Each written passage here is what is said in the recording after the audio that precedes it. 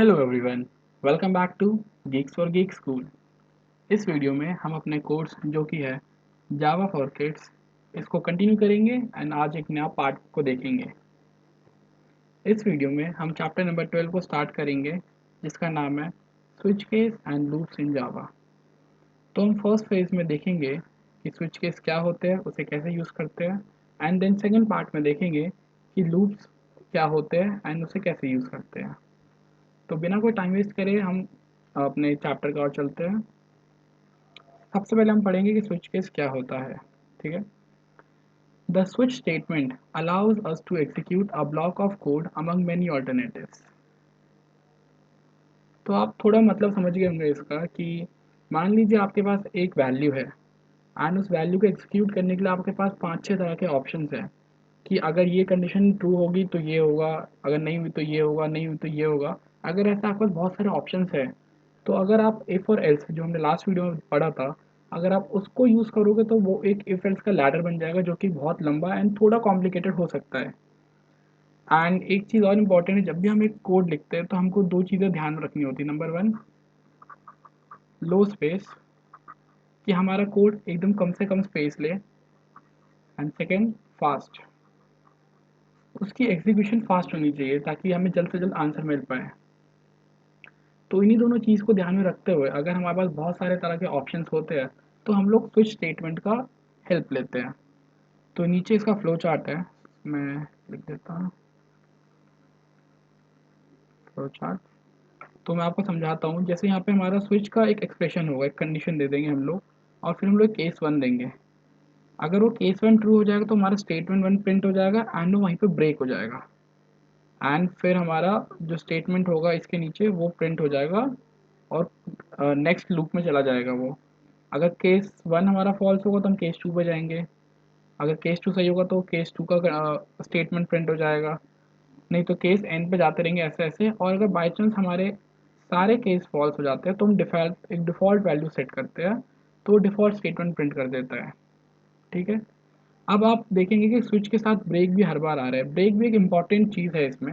Break का मतलब ये है कि अगर आपने केस वन लिखा, जैसे केस वन है, ये अगर ट्रू हुआ तो ये अपना स्टेटमेंट प्रिंट करेगा और फिर ब्रेक कर देगा। ब्रेक करने से क्या होगा कि यहीं पे ये ओवर हो जाएगा एंड फिर ये नेक्स्ट पार्ट ऑफ कोड में चला जाएगा। ठीक है। ये सीधा नेक्स्ट पार्ट में चला जाएगा। इसके बाद ये case two, case three, case four कुछ भी नहीं देखेगा, नेक्स्ट उसमें हमारे उसमें चला जाएगा फॉर्मेट में। ठीक है।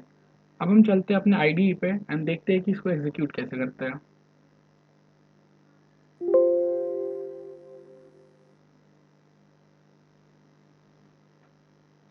तो ये है हमारा आईडी प्लेटफॉर्म। हम यहाँ से एक और नई शीट लेंगे एंड जावा। ठीक है। तो ये आ गया हमारा आईडी प्लेटफॉर्म जो हमारे गीक्स और गीक्स की साइट पे आपको मिल जाएगा। तो हम स्टार्ट करते हैं। अ, तो हम अब स्टार्ट करते हैं। तो हम सबसे पहले एक वेरिएबल लेते हैं। ठीक है। मैं पहले आपको एक इसका वो सिंटेक्स दिखा देता हूँ कि कैसे काम करते हैं।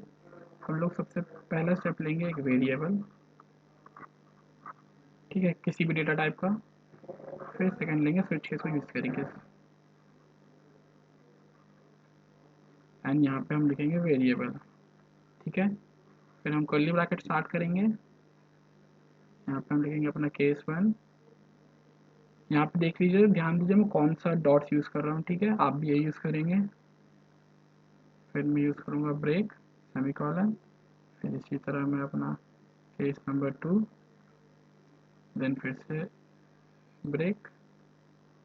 तो ये ऐसे ही चलता रहेगा और लास्ट में आएगा मेरे पास एक डिफ़ॉल्ट। ठीक है। स्टेटमेंट लिख दूंगा मैं यहाँ पे अपना। तो कुछ ऐसा चलेगा हमारा पूरा सिंटैक्स स्विच केस का। और हम इसको अभी लिखते हैं। मान लीजिए यहाँ मैं लिख रहा हूँ int age equal to let say 18। मैंने एक वेरिएबल बनाया इंट का और उसमें मैंने स्टोर करी वैल्यू 18। अब हम यूज़ करते हैं स्विच केस। स्विच, थोड़ा स्पेस दे देता हूँ एंड मैं जूम भी कर देता हूँ इसको। ठीक है। अब हम यहाँ पे ले लेते हैं स्विच। अंदर जो हमारा वेरिएबल है वो आएगा, तो वेरिएबल क्या है हमारा एज। ठीक है। अब हम देंगे कर्ली ब्रैकेट अपने स्टार्ट करेंगे। 1 मिनट, ये एक्स्ट्रा यहाँ पे इसको हटाओ। ठीक है, अब हम देंगे अपने केस नंबर 1। केस 1 यहाँ पे हम वैल्यू दे देंगे, जैसे मान लीजिए हम 18 ले लेते हैं पहले।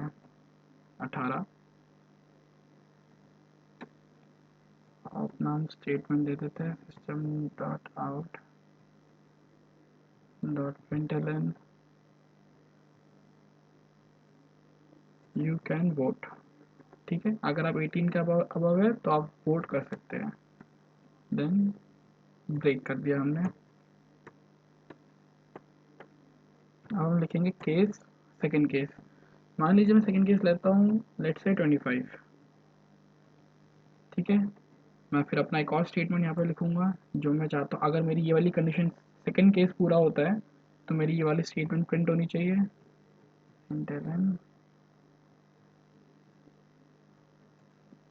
You can be E P M slash C M. तो अगर आप जी के पढ़ते हैं तो आपको पता होगा कि पी एम और सी एम बनने के लिए मिनिमम एज 25 या चाहिए, या 25 से ऊपर। ठीक है, देन ब्रेक। हम एक और केस ले लेते हैं, लेट्स से 35। ठीक है, हम फिर से स्टेटमेंट लिखेंगे अपना system dot out dot println. और अगर एज 35 से ऊपर है, या 35 या 35 से ऊपर है, तो हम बन सकते हैं प्रेसिडेंट के लिए। हम खड़े हो सकते हैं, मतलब बन नहीं सकते, हम खड़े हो सकते हैं, हम एलिजिबल है उस पोस्ट के लिए। You can stand up for president. ठीक है, तो इस तरह से हमने अपना यहाँ पे लिख दिया। हम लेंगे ब्रेक, ये सी कैपिटल हो गया, आप देख सकते हैं।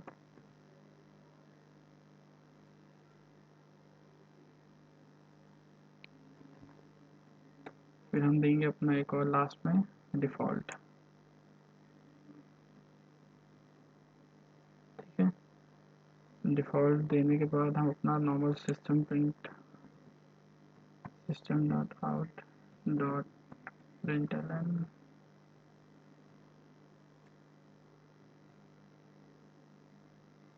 You can't vote.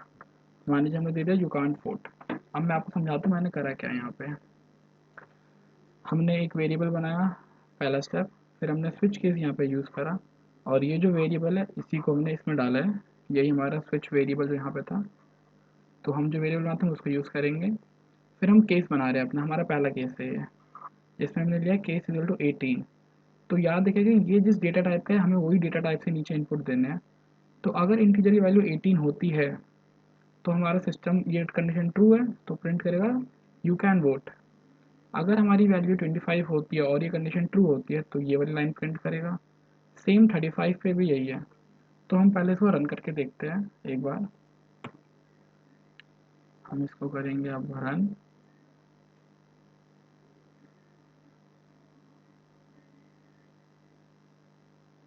और आप देख सकते हैं आ रहा है यू कैन वोट। ठीक है, तो मैंने यहाँ पे एज की में वैल्यू 18 फिक्स करी थी, इसलिए मेरा पहला कंडीशन ट्रू हुआ। अगर ये कंडीशन ट्रू हुआ तो इसका स्टेटमेंट प्रिंट होगा यू कैन वोट, एंड फिर ब्रेक हो गया। ब्रेक मतलब ये अब आगे रीड नहीं करेगा। फॉर एग्जांपल अगर मैं इस 18 को चेंज करके मान लीजिए 35 करता हूँ और अब रन करता हूँ, तो देखते हैं अब क्या आंसर आता है।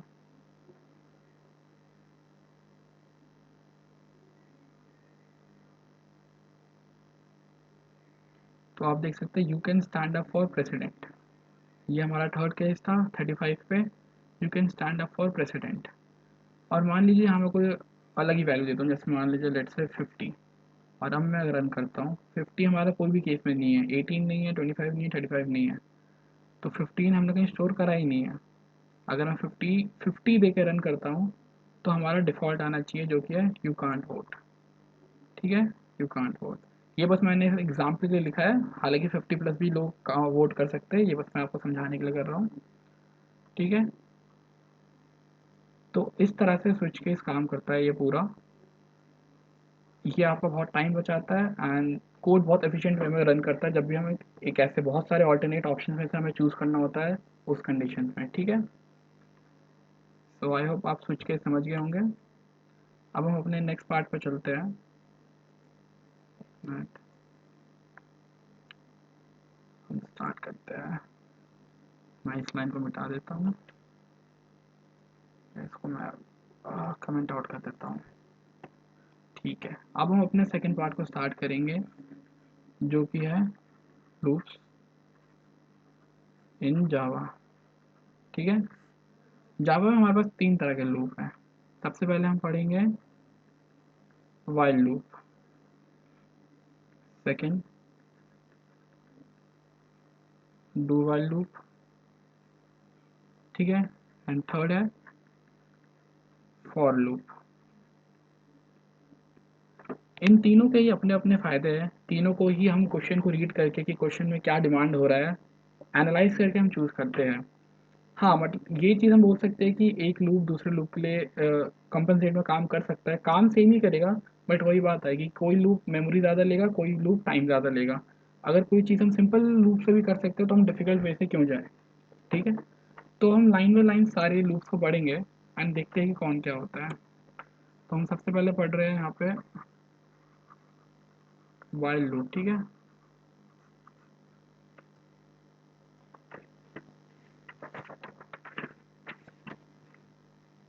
वाइल लूप, तो मैं आपको समझाता हूँ कि लूप्स हम क्यों यूज़ करते हैं। मान लीजिए आपको, जैसे मैं, यही है system dot out dot print ये जी एफ जी, आप समझिए होंगे कि ये आउटपुट में जी एफ जी देगा। मैं जी एफ जी हटा के मान लीजिए 1 लिख देता हूँ। मान लीजिए आपको प्रिंट करना है ये सारी चीज़,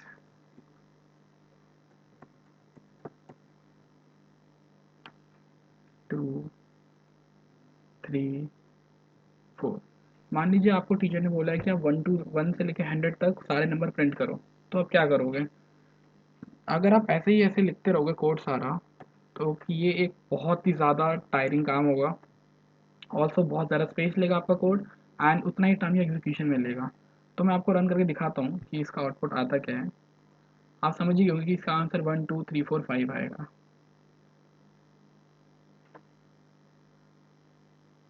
तो आंसर 1 1 2 3 4 5 आ गया, ठीक है। बट हाँ, हम अगर ऐसे लिख रहे हैं नॉर्मल वे से तो ये बहुत ज़्यादा टाइम ले रहा है एंड बहुत ही ज़्यादा मेहनत भी है इसमें। तो इसीलिए हम लोग लूप यूज़ करते हैं। लूप्स में क्या होता है कि हमें अगर एक ही चीज़ रिपीट करनी नंबर ऑफ टाइम्स, तो हम लोग लूप्स का हेल्प लेके उसको ईजिली एक ही लाइन या दो लाइन में कोड लिख सकते हैं। जैसे कि मान लीजिए हमें हमें अगर इसी चीज़ को फिर से ईजी में प्रिंट करना है तो हम लेंगे int a is equal to 0। हमने एक वेरिएबल बनाया 0। हम स्टार्ट करते हैं वाइल लूप को। सबसे पहले while a is less than equal to 5, ठीक है। हम दे देंगे यहाँ पे system dot out dot println, यहाँ पे हम दे देंगे प्रिंटलन ए, ठीक है। और ये कॉमा लगाएंगे और फिर हम दे देंगे ए प्लस प्लस, हम यहाँ पे इंक्रीमेंट करेंगे। तो मैं आपको समझाता हूँ कि मैंने यहाँ पे लिखा क्या है। हम अपना सबसे पहला वाला वाइल लूप यूज़ कर रहे हैं। यहाँ पे हमने सबसे पहले स्टेप में एक वेरिएबल बनाया इंट ए के नाम से जिसकी वैल्यू है 0। फिर हमने वाइल लूप लिखा और यहाँ पे हमने कंडीशन लिखी है। ये कंडीशन एक बार ध्यान से देखिए आप, a is less than equal to 5। अगर ये कंडीशन ट्रू होगी तो ही हमारे प्रोग्राम इस लूप में जाएगा और यहाँ पे हमने क्या लिखा सिस्टम डॉट आउट प्रिंटलन ए। तो हमारा ए की वैल्यू क्या है सबसे पहले 0, तो 0 प्रिंट हो जाएगा।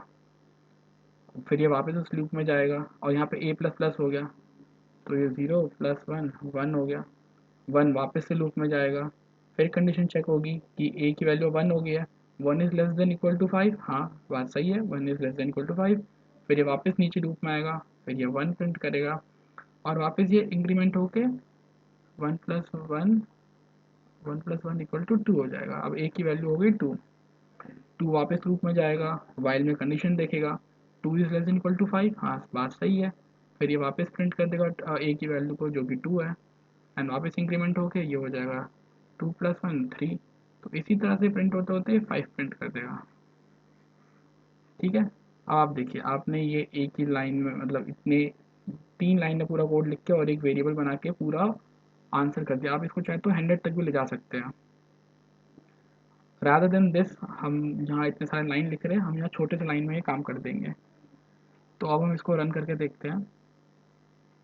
और मैं एक काम करता हूँ, मैं इसको भी कमेंट आउट कर देता हूँ, मतलब हटा देता हूँ कमेंट से।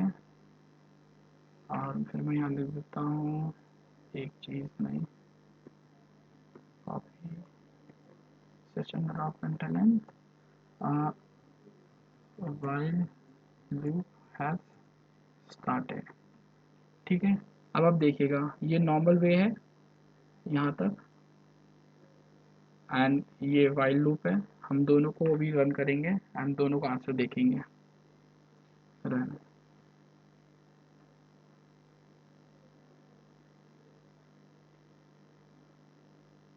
तो आप देखिए दोनों का आंसर 1 1 2 3 4 5, ये नॉर्मल वे। जब हमने while लूप लगाया तो ये 0 से 1 2 3 4 5 तक सारे आ गए। ठीक है। अगर हम चाहे तो 1 से स्टार्ट करना है तो हम ये 1 करके यहाँ पे एक ही वैल्यू 1 करके रन करेंगे। अगर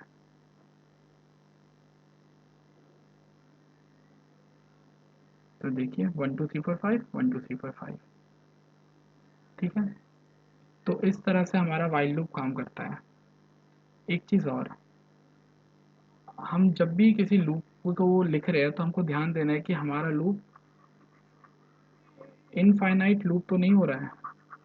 अगर इनफाइनाइट लूप हो रहा है, मतलब कि कंडीशन ऐसी है जो हमेशा ही ट्रू हो रही है, मतलब n number of times true हो रही है। मान लीजिए इसी कोड में अगर मैं ए को प्लस प्लस नहीं करता हूँ यहाँ पे, तो अब आप कोड रीड कीजिए। ए की वैल्यू 1 है, वाइल लूप में है, कंडीशन क्या है, A is less than equal to 5। ठीक है। तो हाँ, 1 is less than equal to 5, हमने फिर 1 को प्रिंट कर दिया, बट हमने नीचे इंक्रीमेंट दिया ही नहीं। तो वापस 1 की वैल्यू ऊपर जाएगी, एंड ऐसे ही करते करते 1 1 1 1 1 करते करते एन नंबर ऑफ टाइम्स तक हमारा कोड रन होता रहेगा। तो हमको हमेशा ध्यान देना है कि हमारे कोड में कभी भी इन्फिनिटी लूप नहीं बन रही है। ठीक है। ए प्लस प्लस। तो ये तो हो गया वाइल लूप। अब हम बात करते हैं नेक्स्ट की। मैं यहाँ से फिर से एक नया बना देता हूँ, डू वाइल लूप की। डू वाइल लूप की। ठीक है। तो आप लोग सोच रहे होंगे कि वाइल लूप और डू वाइल लूप में क्या अंतर होता है। दोनों का काम सेम है, बट एक बहुत बड़ा इंपॉर्टेंस है जो मैं आपको लिख के बताता हूँ क्या है। मान लीजिए हमने यहाँ ले लिया int b is equal to let's say 0, और फिर हमने लिखा 2। फिर हम यहाँ पर लिख रहे हैं system dot out dot print, हमने यहाँ पे बी प्रिंट करा दिया है। ठीक है। ये हो गया। फिर हम यहाँ पे देंगे अपना कॉमा, और यहाँ पे लिखेंगे वाइल, और लेट्स से कंडीशन दे देते हैं हम लोग। क्या condition they, be less than 5। ठीक है। ठीक है। तो ये हो गया हमारा डू वाइल लूप। अब आप सोच रहे हो इसमें और वाइल में अंतर क्या है, मैं बताता हूँ। ध्यान दीजिएगा, जब हम वाइल लूप को लिखते हैं तो वाइल लूप सबसे पहले कंडीशन चेक करता है। अगर कंडीशन ट्रू है तो ही वो लूप, अगर अगर ये कंडीशन ट्रू है तो ही वो लूप के अंदर उसको एंट्री देगा, एंड देन वो प्रिंट होगा। ठीक है। मतलब अगर मान लीजिए पहले स्टेप में अगर ये कंडीशन फॉल्स हो गई तो कुछ प्रिंट नहीं होगा। बट डू वाइल में ऐसा नहीं है। डू वाइल में क्या है कि हमने ये स्टार्ट करा अपना लूप, फिर हम डू के बाद लिख देते हैं system dot dot out println b. मतलब कि ये प्रिंट हो ही जाएगा, एक ना एक बार प्रिंट होगा। कंफर्म है कि डू वाइल लूप में हमारा स्टेटमेंट एक बार प्रिंट होगा। ये प्रिंट हुआ, फिर ये नीचे गया, फिर इसमें वाइल लूप में जाकर कंडीशन देगा कि b is less than equal to 5। अगर ये कंडीशन सही है तो फिर ये वापस ऊपर आता है। ठीक है। तो ये अंतर है इन दोनों में। वाइल लूप में हमेशा कंडीशन चेक होती है, देन एग्जीक्यूशन होता है। डू वाइल लूप में एक ना एक बार एग्जीक्यूशन कंफर्म होगी, फिर उसके बाद वो कंडीशन चेक करके उसको फिर देखेंगे कि एग्जीक्यूट होगा कि नहीं होगा। तो ये है मेजर डिफरेंस। आइए हम इसको रन करते हैं। मैं इसको इंक्रीमेंट करना भूल गया, अगर नहीं करेंगे तो हमारा ये इनफाइनाइट लूप बन जाएगा। ठीक है, तो ठीक है, इसको रन करके देखते हैं एक बार। तो आपको क्या लगता है इसका आउटपुट क्या आएगा? बी इक्वल टू ज़ीरो है, फिर हम एक बार ज़ीरो प्रिंट होगा, ये भी वही सेम आंसर देगा। लेट इसको भी एक काम करते हैं, वन कर देते हैं, और इसको भी less than equal to five कर देते हैं। इसका आंसर भी 1 2 3 4 5 ही आएगा। ठीक है, रन करते हैं।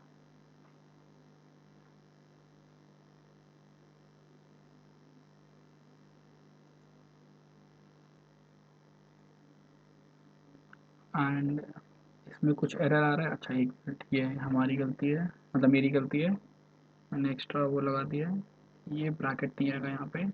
वाइल लूप हम ऐसे लिखते हैं, अब आप भी चेंज कर लीजिए अपने कोड में एक बार। ठीक है, तो वैसे अब हम रन करते हैं।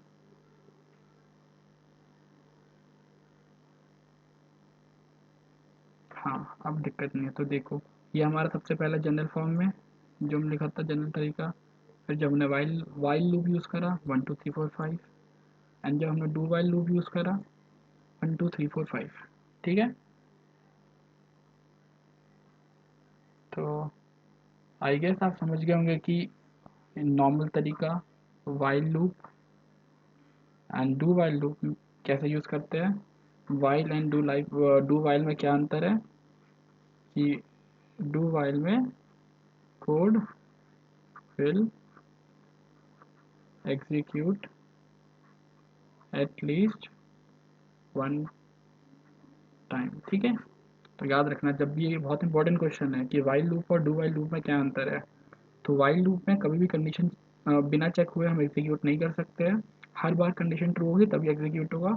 बट डू वाइल लूप में एक ना एक बार कंडीशन एग्जीक्यूट होगी, फिर उसको एक ना एक बार स्टेटमेंट एग्जीक्यूट होगा, फिर हम कंडीशन को चेक करके वापस लूप में डालते हैं। ठीक है, अब हम बात करते हैं अपने लास्ट लूप में, जो कि है, मैं फिर से इसको बाइसेक्ट कर देता हूँ यहाँ पे, लेट्स से, और हम यहाँ यूज़ करेंगे फॉर लूप। ठीक है, हमारा जो थर्ड है फॉर लूप है वो। ये एक बहुत इंपॉर्टेंट लूप है, इसको ध्यान से समझिए, क्योंकि आने वाले नेक्स्ट जब भी हम कुछ अब हाई लेवल स्टार्ट करेंगे जैसे धीरे धीरे, तो हम मैक्सिमम टाइम फॉर लूप का ही इस्तेमाल करते हैं बड़ी बड़ी चीज़ों को सॉल्व करने के लिए, आइट्रेशन वगैरह के लिए। ठीक है, तो इसका सिंटेक्स कुछ ऐसे होता है, जैसे मान लीजिए इंट एन ले लेता हूँ मैं, एक value is equal to let's say 10। ठीक है, अब मैं ले लेता हूँ फॉर, मैं इसके अंदर एक वेरिएबल बना रहा हूँ, आई इक्वल टू ज़ीरो। ठीक है, I less than equal to N. ठीक है, एन ले लेते हैं, मान लीजिए इसको हम 5 ही कर देते हैं। I less than equal to N, और ये हो जाए आई प्लस प्लस। ठीक है, फिर हम कर्ली ब्रैकेट, और हम लिखेंगे system dot out dot println, आई प्रिंट करेंगे हम यहाँ पे। ठीक है, तो देखिए मैंने यहाँ पे एक वेरिएबल बनाया इंट एन, जिसकी वैल्यू मैंने डाली है 5। फिर मैंने करा फॉर लूप स्टार्ट अपना, जिसमें मैंने सबसे पहले एक इंट आई वेरिएबल लिया जिसकी वैल्यू मैंने डाली 0। फिर मैंने बोला कि I less than equal to N, फिर मैंने करा आई प्लस प्लस। तो मैं आपको समझाता हूँ, हर एक 3 पार्ट है क्या करा मैंने। सबसे पहले इंट आई इक्वल टू 0 मैंने स्टोर करी वैल्यू आई में। फिर मैं चेक कर रहा हूँ कि 0 is less than equal to n क्या है, 5। 0 is less than equal to 5 है ना, कंडीशन ट्रू। नेक्स्ट पार्ट में गया, ये 0 प्रिंट कर देगा, और आई प्लस प्लस कर देगा, मतलब 0 प्लस 1 1। तो ये हमारी आई की वैल्यू हो जाएगी। फिर ये वापस लूप में जाएगी, फिर चेक करेंगे कि 1 is less than equal to 5। हाँ, बात तो सही है, तो ये 1 प्रिंट कर देगा, और वापस ये आगे जाके इस वाले पार्ट में आई इंक्रीमेंट हो गया, 1 प्लस 1 2 हो जाएगा, वापस ये लूप में जाएगा। फिर चेक करेंगे हम कि 2 is less than equal to 5। हाँ, बात सही है, तो 2 प्रिंट हो जाएगा, एंड वापस ये इंक्रीमेंट हो जाएगा, 2 प्लस 1 3। ऐसे करते करते ये जब लास्ट में आ जाएगा कि 5 > 5 तब तक तो प्रिंट करेगा, बट जैसे ही आ जाएगा कि 6 < 5 ये कंडीशन हो जाएगी फॉल्स। जब ये कंडीशन फॉल्स रहेगी हमारा प्रोग्राम यहीं रुक जाएगा, तो लास्ट जो आउटपुट हमारा आएगा वो 5 आएगा इसमें भी। ठीक है, आई होप आप समझ गए होंगे कि हमने क्या करा। हमने बस ये एन लिया एक मार्क के लिए यूज़ करा है कि हम आई को एन से कंपेयर कर रहे हैं कि वो 5 से छोटा रहे हमेशा। ठीक है, तो हम इसको प्रिंट करते हैं। अगर आप वही चाहते हैं सेम, तो आप इसकी वैल्यू भी 1 लिख लीजिए, i = 1, तो आंसर हमारा 1 से स्टार्ट होगा। इसको हम करते हैं रन।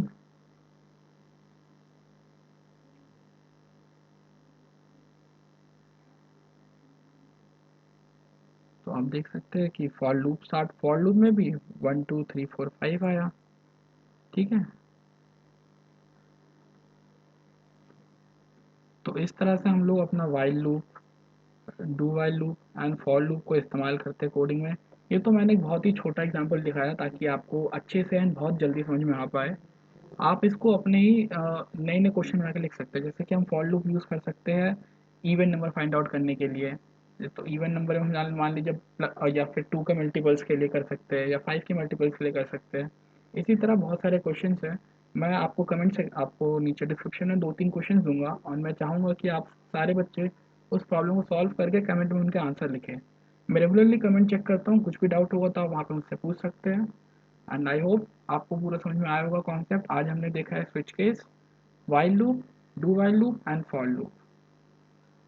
ठीक है, तो नेक्स्ट वीडियो तो जल्दी ही आएगी, स्टे ट्यून्ड। Thank you.